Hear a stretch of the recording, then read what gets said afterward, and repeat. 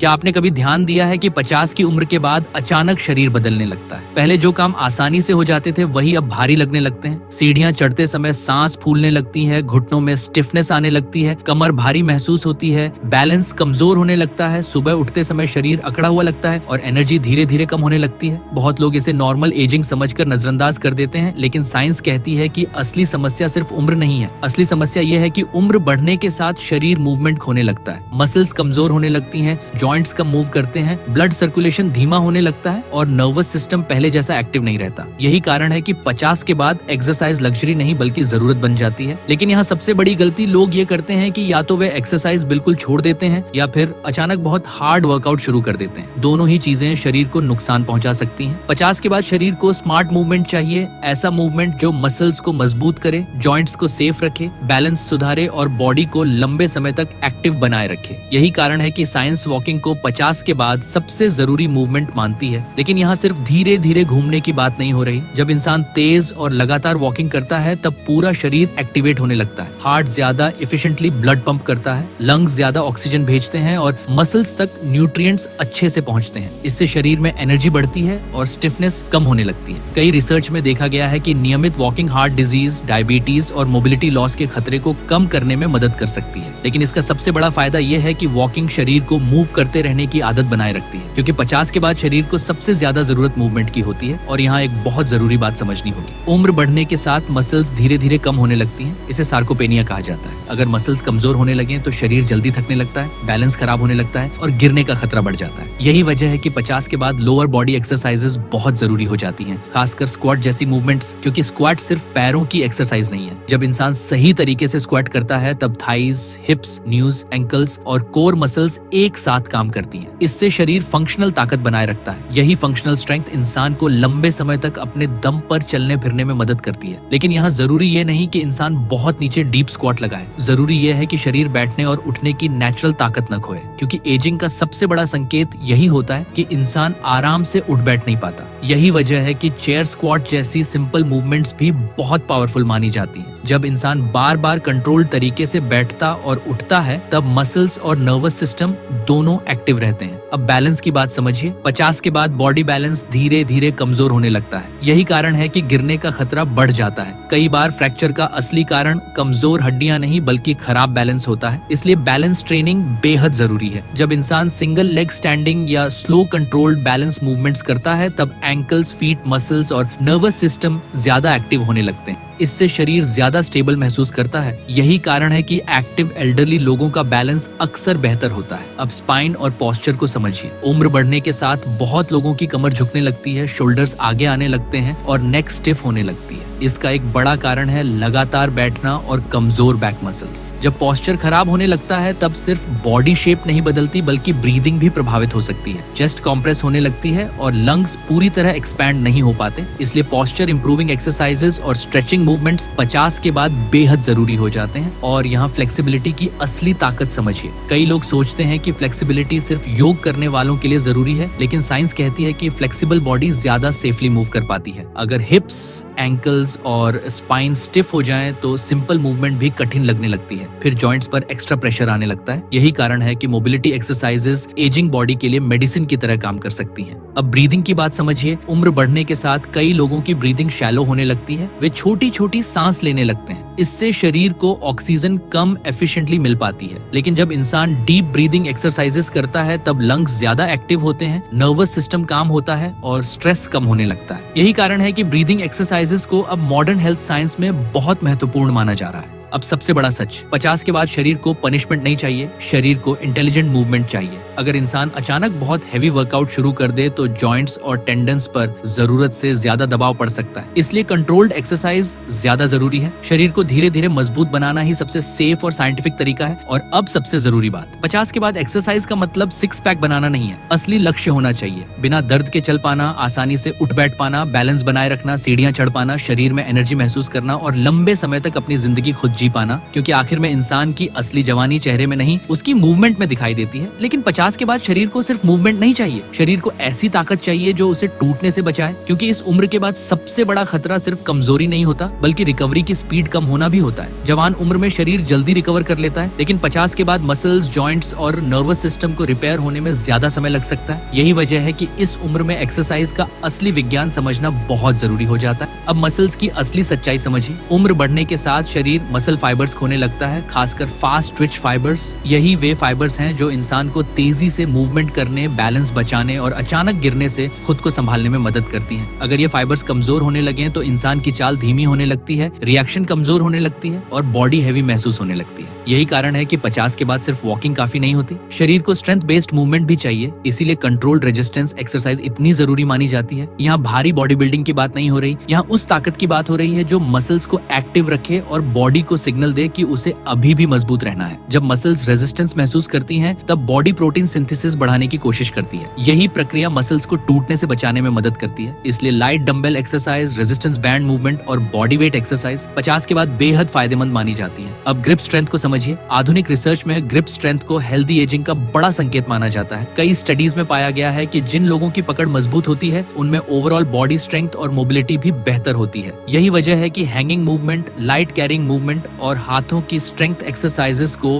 Healthy ageing में important माना जाता है, क्योंकि ग्रिप सिर्फ हाथों की ताकत नहीं दिखाती, ये नर्वस सिस्टम और पूरे बॉडी कोऑर्डिनेशन की स्थिति भी दिखाती है। अब हिप्स और ग्लूट्स की ताकत समझिए। अगर ये मसल्स कमजोर हो जाएं, तो पूरा बॉडी मैकेनिक्स बिगड़ने लगता है, फिर घुटनों और कमर पर एक्स्ट्रा प्रेशर आने लगता है। कई लोग सिर्फ घुटनों के दर्द पर ध्यान देते हैं, जबकि असली कमजोरी हिप्स में होती है। स्ट्रॉन्ग हिप्स शरीर को स्टेबल रखते हैं और वॉकिंग को स्मूथ बनाते हैं। यही कारण है कि step up movement, controlled lunges और हिप स्ट्रेंथनिंग एक्सरसाइज है 50 के बाद बहुत यूजफुल मानी जाती है। अब यहाँ एक और बहुत जरूरी चीज आती है, मोबिलिटी। कई लोगों की मसल्स इतनी टाइट हो जाती हैं कि शरीर फ्रीली मूव ही नहीं कर पाता। एंकल्स स्टिफ हो जाते हैं, हिप्स टाइट हो जाते हैं और स्पाइन रिजिड होने लगती है। फिर इंसान छोटी मूवमेंट में भी डिस्कम्फर्ट महसूस करने लगता है। यही कारण है कि मोबिलिटी वर्क सिर्फ फ्लेक्सिबिलिटी नहीं बढ़ाता, बल्कि जॉइंट्स को हेल्थी मूवमेंट देता है। जब जॉइंट्स रेगुलरली मूव करते हैं, तब उनमें लुब्रिकेशन बेहतर बनी रहती है। यही लुब्रिकेशन जॉइंट्स को स्मूथ मूवमेंट में मदद करती है। अब हार्ट और ब्लड सर्कुलेशन की गहराई समझिए। 50 के बाद ब्लड वेसल्स की फ्लेक्सिबिलिटी धीरे धीरे कम हो सकती है। अगर इंसान इनएक्टिव रहे तो सर्कुलेशन और भी कमजोर हो सकता है, लेकिन रेगुलर कार्डियो मूवमेंट जैसे ब्रिस्क वॉकिंग, साइकिलिंग या लाइट स्टेयर क्लाइंबिंग हार्ट को ज्यादा एफिशिएंटली काम करने में मदद कर सकते हैं। इससे ब्लड फ्लो बेहतर होता है और शरीर में ऑक्सीजन डिलीवरी इंप्रूव होती है। यही कारण है कि एक्टिव लोग अक्सर ज्यादा एनर्जेटिक दिखाई देते हैं। अब मेटाबॉलिज्म की असली लड़ाई समझिए।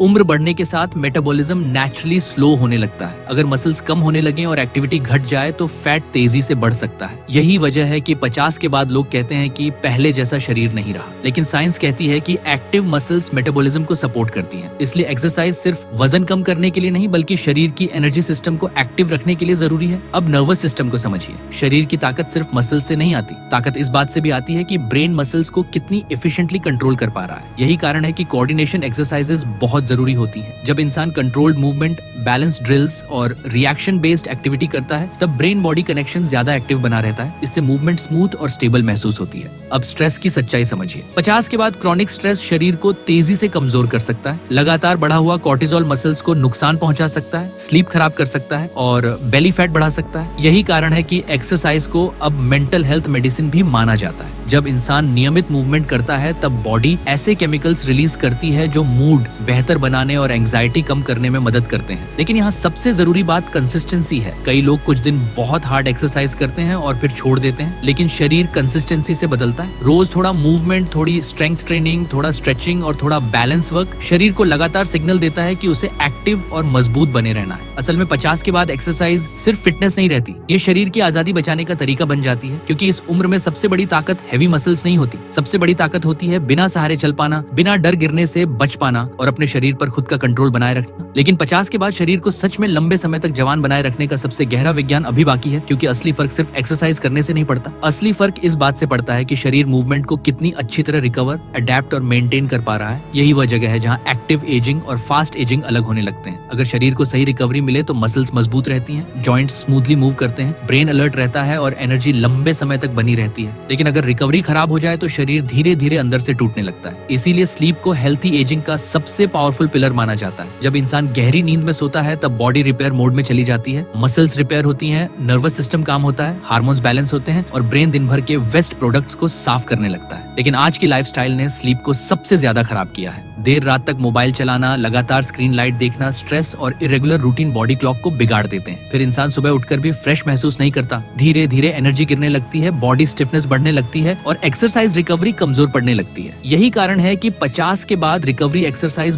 बहुत जरूरी हो जाती है। हर दिन हार्ड वर्कआउट करना जरूरी नहीं है, कई बार स्लो वॉकिंग, लाइट स्ट्रेचिंग और मोबिलिटी मूवमेंट शरीर के लिए ज्यादा बेनिफिशियल होते हैं। जब मसल्स हल्के मूवमेंट के साथ ब्लड सर्कुलेशन पाती हैं, तब स्टिफनेस कम होने लगती है और जॉइंट्स ज्यादा फ्रीली मूव कर पाते हैं। यही कारण है कि एक्टिव रिकवरी को अब स्पोर्ट्स साइंस में बहुत महत्व दिया जाता है। अब टेंडन और लिगामेंट की सच्चाई समझिए। उम्र बढ़ने के साथ सिर्फ मसल्स ही कमजोर नहीं होती, कनेक्टिव टिश्यूज भी लेस फ्लेक्सिबल होने लगते हैं। यही वजह है कि अचानक हेवी मूवमेंट इंजरी का कारण बन सकती है। अगर बॉडी लंबे समय तक इनएक्टिव रही हो और इंसान अचानक बहुत ज्यादा वर्कआउट शुरू कर दे तो टेंडन्स और जॉइंट्स उस दबाव को सहन नहीं कर पाते। इसलिए 50 के बाद ग्रेजुअल प्रोग्रेशन सबसे जरूरी चीज बन जाती है। शरीर को धीरे धीरे चैलेंज देना ही सबसे सेफ तरीका है। अब फुट स्ट्रेंथ को समझिए। बहुत लोग पैरों के पंजों और एंकल्स पर ध्यान ही नहीं देते, जबकि यही बॉडी बैलेंस की फाउंडेशन होते हैं। उम्र बढ़ने के साथ फीट मसल्स कमजोर होने लगती हैं और बैलेंस खराब होने लगता है। यही कारण है कि कई एल्डरली लोगों में गिरने का खतरा बढ़ जाता है। लेकिन simple barefoot movement, toe control exercises और ankle mobility work feet muscles को एक्टिव रखने में मदद कर सकते हैं। अब सनलाइट और आउटडोर मूवमेंट की गहराई समझिए। 50 के बाद विटामिन डी डेफिशिएंसी बहुत कॉमन हो जाती है, जिससे बोन्स और मसल्स कमजोर होने लगती हैं। लेकिन सुबह की धूप सिर्फ विटामिन डी ही नहीं देती, बल्कि बॉडी क्लॉक को भी रेगुलेट करने में मदद करती है। जब बॉडी क्लॉक सही रहती है तब स्लीप क्वालिटी बेहतर होती है, हार्मोन्स ज्यादा बैलेंस्ड रहते हैं और एनर्जी स्टेबल महसूस होती है। यही कारण है कि आउटडोर वॉकिंग इतनी पावरफुल मानी जाती है। अब हाइड्रेशन की सच्चाई समझिए। उम्र बढ़ने के साथ कई लोग कम पानी पीने लगते हैं, लेकिन डिहाइड्रेशन मसल्स, जॉइंट्स और ब्रेन फंक्शन पर असर डाल सकता है। कई बार फटीग, क्रैम्प्स और वीकनेस का कारण सिर्फ कम हाइड्रेशन भी हो सकता है। शरीर को मूवमेंट के साथ सही हाइड्रेशन भी चाहिए ताकि मसल्स और सर्कुलेशन बेहतर काम कर सके। अब ब्रीदिंग और नर्वस सिस्टम का गहरा कनेक्शन समझिए। 50 के बाद बहुत लोग अननोइंगली शैलो ब्रीदिंग करने लगते हैं। छोटी छोटी सांसें शरीर को लगातार स्ट्रेस मोड में रख सकती हैं, लेकिन डीप ब्रीदिंग और controlled breathing exercises parasympathetic nervous system को एक्टिवेट करने में मदद करती हैं। यही वह सिस्टम है जो बॉडी को काल्म और रिकवरी मोड में लाता है। इसलिए सही ब्रीदिंग सिर्फ लंग्स के लिए नहीं बल्कि पूरे बॉडी रिकवरी सिस्टम के लिए जरूरी है। अब मेटाबॉलिज्म की अंतिम सच्चाई समझिए। शरीर जितना एक्टिव रहेगा उतना ज्यादा एफिशिएंटली एनर्जी यूज करेगा, लेकिन अगर मसल्स लगातार कम होने लगे और मूवमेंट घट जाए तो बॉडी फैट स्टोर करना शुरू कर सकती है। यही वजह है कि 50 के बाद इनएक्टिव लाइफस्टाइल तेजी से वीकनेस और ओबेसिटी दोनों बढ़ा सकता है। लेकिन साइंस साफ कहती है कि किसी भी उम्र में बॉडी एडेप्टेशन संभव है। अगर मसल्स को सही मूवमेंट मिले, जॉइंट्स एक्टिव रहें और नर्वस सिस्टम इंगेज्ड रहे तो शरीर खुद को पहले से बेहतर बनाने की कोशिश करता है। और अब सबसे जरूरी बात, 50 के बाद एक्सरसाइज का मतलब यंग लोगों जैसी बॉडी बनाना नहीं है। असली लक्ष्य होना चाहिए फ्रीडम। बिना सहारे चल पाना, आसानी से उठना बैठना, बैलेंस बनाए रखना, बिना डर गिरने से बचना, सीढ़ियां चढ़ पाना, बॉडी में एनर्जी महसूस करना और अपनी जिंदगी खुद जी पाना। यही असली एंटी एजिंग है, क्योंकि इंसान तब बूढ़ा नहीं होता जब उसकी उम्र बढ़ती है। इंसान तब बूढ़ा होने लगता है जब उसका शरीर मूवमेंट छोड़ देता है, मसल्स कमजोर पड़ने लगती हैं, पोस्चर झुकने लगता है और एनर्जी खत्म होने लगती है। लेकिन अगर शरीर चलता रहे, मसल्स काम करती रहे, जॉइंट्स मूव करते रहे और माइंड एक्टिव बना रहे तो उम्र सिर्फ एक संख्या बनकर रह सकती। अगर इस वीडियो ने आपको मोटिवेट किया हो तो वीडियो को लाइक करके मेरा हौसला बढ़ाइए। ऐसी ही पावरफुल और साइंटिफिक हेल्थ वीडियोस के लिए चैनल को सब्सक्राइब करना बिल्कुल न भूलें। मिलते हैं अगले वीडियो में एक नए ज्ञान के साथ।